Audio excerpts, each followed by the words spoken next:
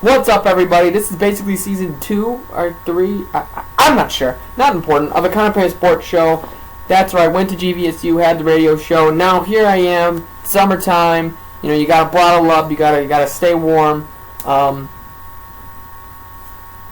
don't know why I'm at all doing this. Like, I mean, let's be real. Okay, no one cares about what's behind me. No one cares about the Stanley Cup. Okay, a lot of people care about the Stanley Cup, but no one cares about baseball.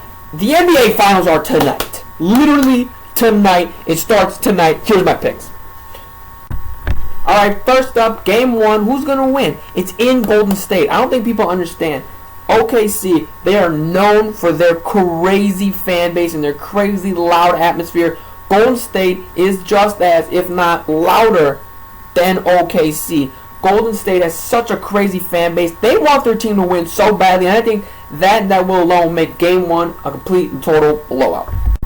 Game 2 is going to be a little bit different because LeBron James is not going to have a replay of last year's NBA Finals when he got embarrassed in last year's NBA Finals. He's not going to have that. He's going to will his team to victory like he's going to have to do. If the Cavs want to win this series, it's on LeBron James. And it's not because, oh, LeBron's this or oh, LeBron's that. It's because they don't have a choice. They don't have a choice. They wouldn't have passed the second round without LeBron James. It's as simple as that. It's because Kevin Love got hurt. It's because Kyrie Irving is hurt. And it's because they weren't that deep to begin with. Anderson Varejao got hurt at the start of the year. They weren't that very deep to begin with. I think LeBron James can give the Cavs a victory in Golden State and have them split, which is, I think, exactly what Cleveland wants. Game 3 is going to be back in Cleveland. Now, this is going to be very interesting. This is where the series, in my opinion, is going to be won. If the series is split, now if it's not split, it's going to be over. It's going to be over easily. The only way the Cavs got a chance is if they split in Golden State.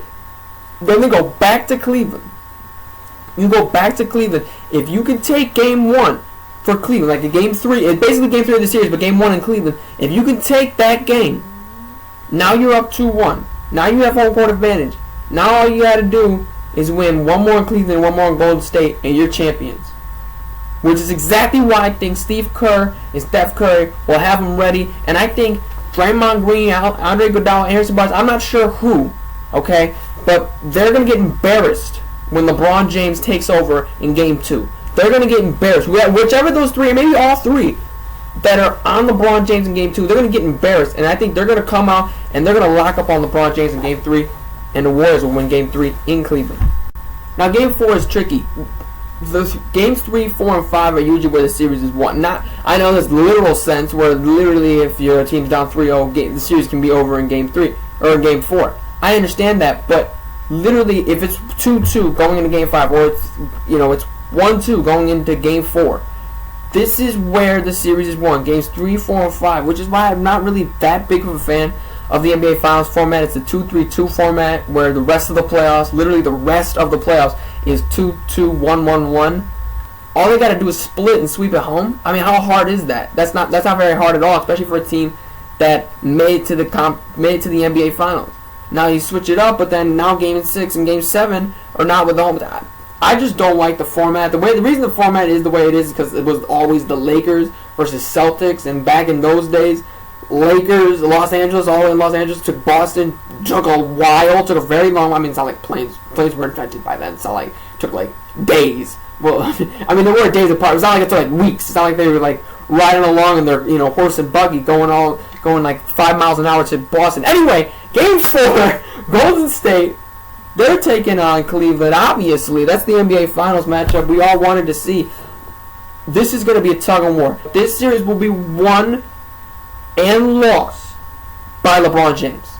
He's the best player on the court, and he's significantly, no offense to Steph Curry, MVP league, he's significantly better than anybody else on the court. I'm sorry. The Warriors have a great team. It's not going to be solely about stopping Steph Curry. If you only focus on Steph Curry, you're going to get destroyed by everybody else if you're the Cavs.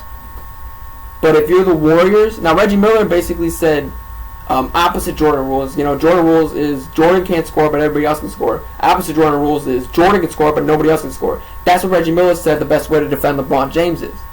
And I think in Game 4 and in Game 2, you're going to see that not work. You're going to see LeBron distributing the ball. You're going to see LeBron playing great, and you're going to see him shooting well. If LeBron gets his shooting percentage up, this could be a completely different series. Right now it's 18%, I think, in the playoffs.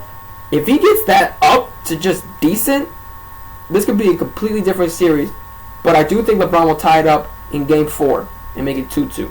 Like I said, it's going to be a tug of war back and forth. Game 5, it's still in Cleveland. Cleveland, they still got a chance. If they could take Game 5, anything can happen, right? But I don't think they will.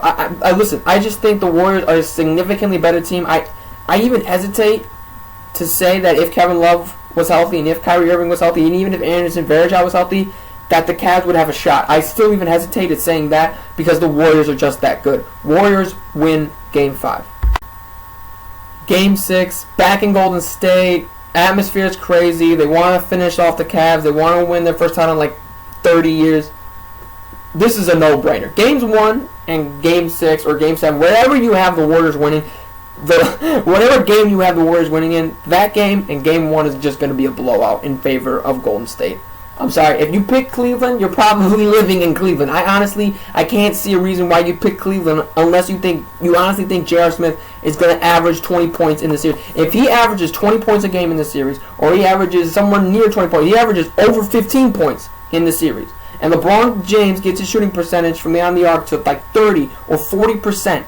If those two things happen, and Matthew Dellavedova has been plays the way he did in Game 6 against the Bulls, and if Mozgov and Thompson can get boards the way they've been getting boards, and if Klay Thompson and Steph Curry are shooting poorly from the three-point line, then maybe the Cavs have a chance. Maybe. But Warriors in 6.